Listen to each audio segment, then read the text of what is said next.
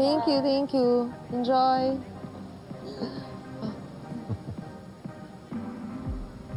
Happy birthday, Apo. Thank you, Lolo. I'm really happy that you're here.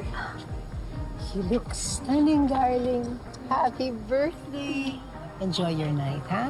Don't let anyone ruin or spoil your happiness. Thank you po, Lola. Jasmine, happy birthday. Thanks, Dad.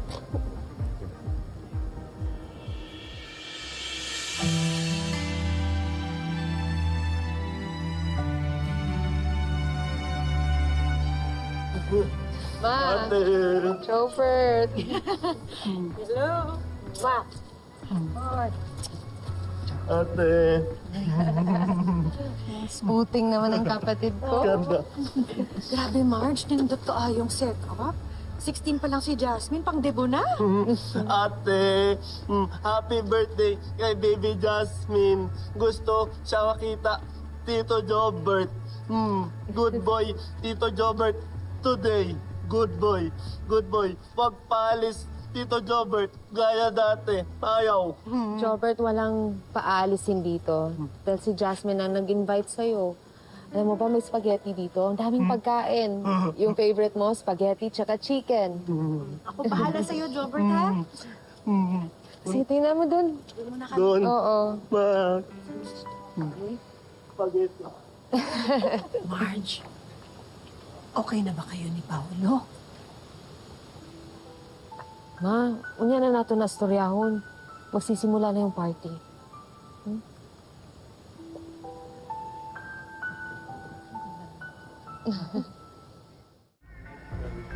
Hello. Hi, Nak. Narinig namin lahat ng sinabi mo kanina. And we promise, gagawin namin ang best namin. Anak, we'll do better. We'll fix things together. As a family. Happy birthday, baby.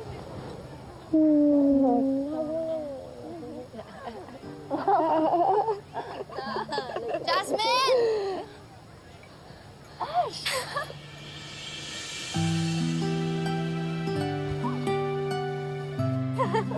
Miss you so much. Hi po, Tito. Hi po, Tita. Hi. I can't believe you made it. Pa-surprise ka pa, akala ko hindi ka napupunta. Pumayag nga sila, Mami, na samahan ako eh. Namiss ka din nila.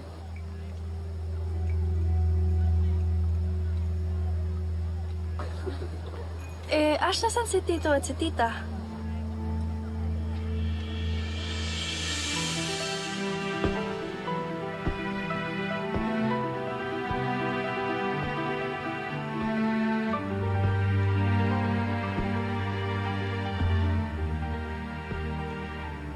Hi, Marge!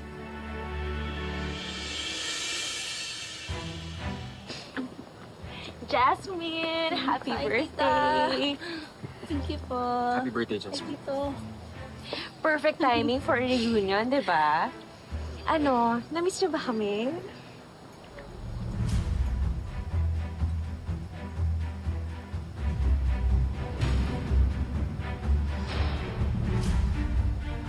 Buti nakarating kayo.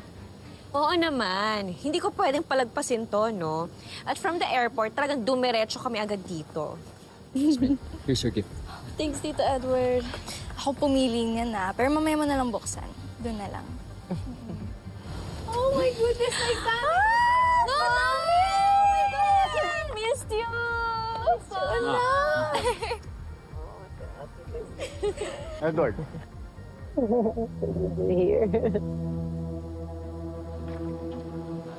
Dad, Hi, Dad! Hello. Hello po, Lolo. Kumusta po kayo? I miss you. Buti, Apo. Bless po. Jasmine. Okay, family picture lang po. Ah, sige po. Wait. Let's go. Okay, okay po. Okay, thank you. Thank you po. Marge, I missed you. Ang ganda mo! Nakakainis ka! Hindi ka pa rin nagbago. It's Maliit na bagay. Sige. Oh my God, actually looks like you're so Oo naman, no? Naghanda talaga kami. Hi, Juanita. Lalaki ng mga bata. Lalaki na sila. I know, that's Yan yung pabango na gamit ng gabing yun. Amo, mami mo. Sorry, Edward. Marge, Nagmanahan no? punta ko lang si Dad, ha? Sige. See you later.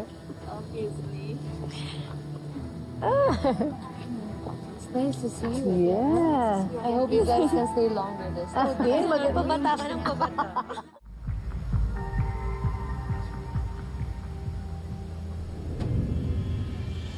Ay, sorry po, Tito. Sorry po.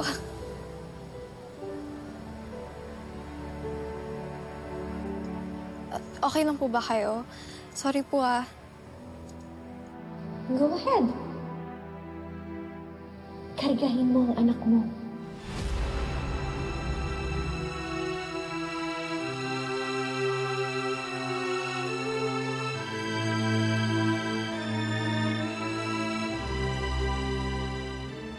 Pumili ka.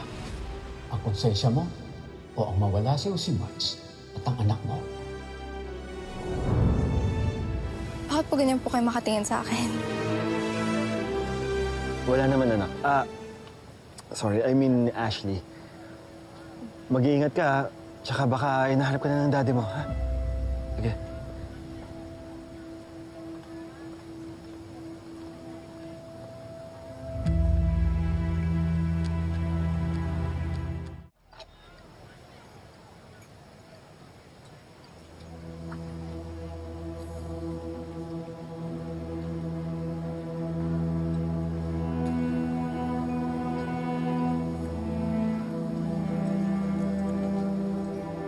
Mind if I take this one?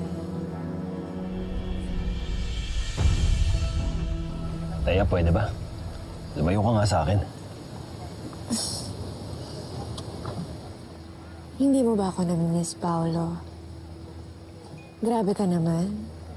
16 years na, Pao. 16 years na tayong in-laws. It's perfectly normal to talk. Hindi mo naman ako kailangang iwasan. O si Ashley. Taya, lagi na lang. Every Christmas, family gatherings. Minsan na nga lang magkita eh. Hindi ka ba napapagod makipaglaro ng ganyan? Come on, Paolo. I'm sure namimiss mo rin ang anak mo. Taya, don't. For the last time, stop it.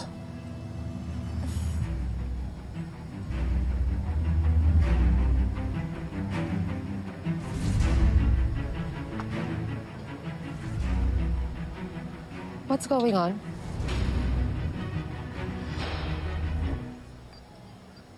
Nagtatalo ba kayo?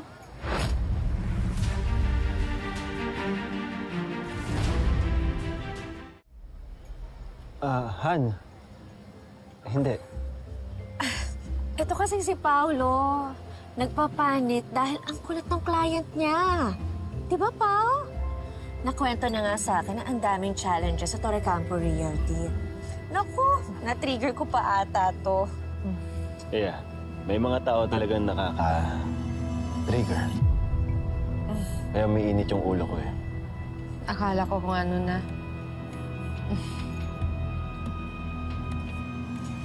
Anyway, hahanapin ko lang ang mag-ama ko. Baka nasa lolo and lola na lang. I'll see you around.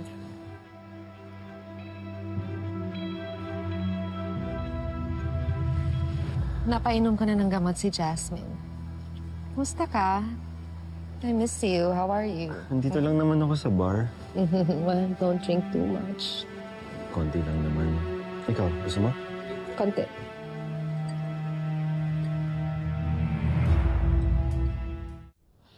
Bakit hindi ka man lang makihalubilo sa daddy mo? Para kang multo sa party. Because we're not exactly thrilled to see each other. Matagal naman ng ganun. Hindi ko na kailangan magpanggap pa.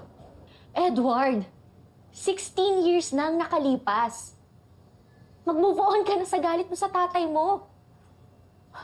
Gusto mo ba kapag nawala siya, wala ka man lang mamana, wala ka man lang makuha kahit ano? Yan lang ba importante sa'yo? I'm just thinking about the future of our child. Ma, Pa, please lang. Pwede ba huwag na kayo magtalo? At ikaw, isa ka pa. Saan ka ba nagpupunta? Di ba sinabi ko sa'yo na dumikit ka lang all night sa lola and lolo mo? Ha? And tell them how much you miss them. Pero nawawala ka, ha? Saan ka ba nagsususuot? I was with Jasmine po. Exactly! Ito na nga lang yung chance mo na makaband sila. Gusto mo ba na kay Jasmine lang silang close? Kaya tama na. Ashley, ano ba? Minsan na nga lang tayo nandito. Take this opportunity, ha? Hindi naman tayo nagsistay lang dito dahil birthday lang ni Jasmine, ha? Okay? You have this weekend to show your lolo and lola na you're the best apo na meron sila. Okay? Huwag mo nga ipepresyo yung anak natin. Hindi niya kailangan mag-try too hard. There's nothing wrong with just being herself. Huwag mo siyang itulad sa'yo. Ash, go to your room. Excuse me po.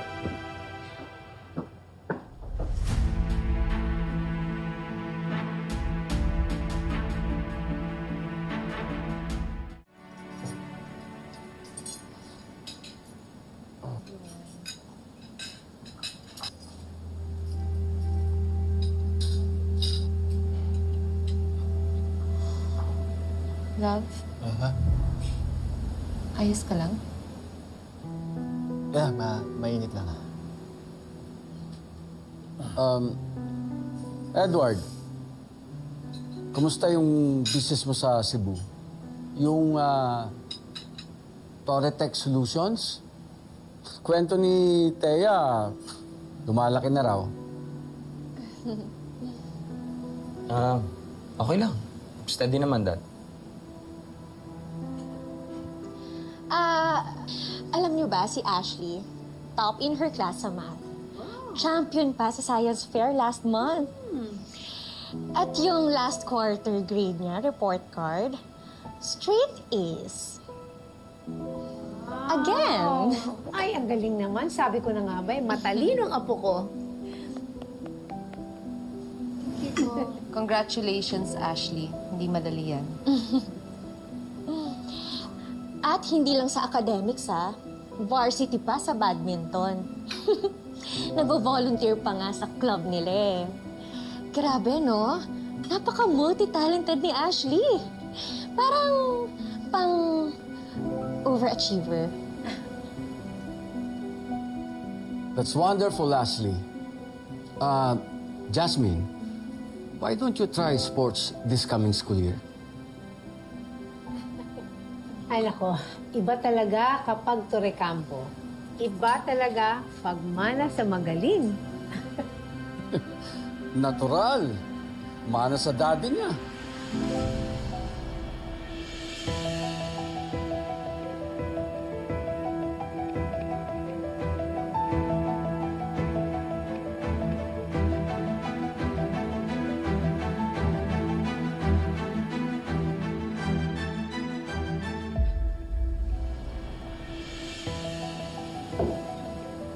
Dad. Hindi niyo naman kailangan maging sarcastic.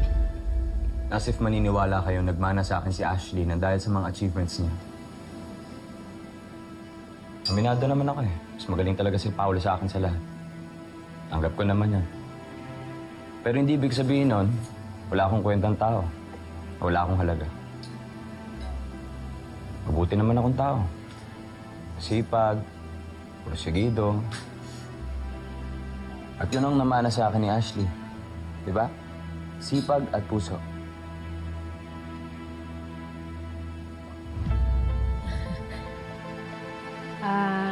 Let's not ruin lunch over the small things. Kumain na tayo kasi naka-ready ng pagkain, di ba? Naku, Ashley, Jasmine, naku, napakasarap nitong kailangan yung matikman ninyo. Diba? At saka itong, grilled squid, masarap. So let's all eat na. Roast beef and grilled squid and vegetables. Come on, kumain na tayo. No thanks. See?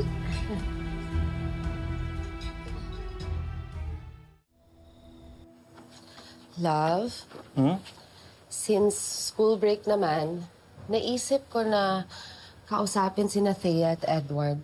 Kung babalik sila sa Cebu after this weekend, baka pwedeng maiwan na muna dito si Ashley. Bakit naman?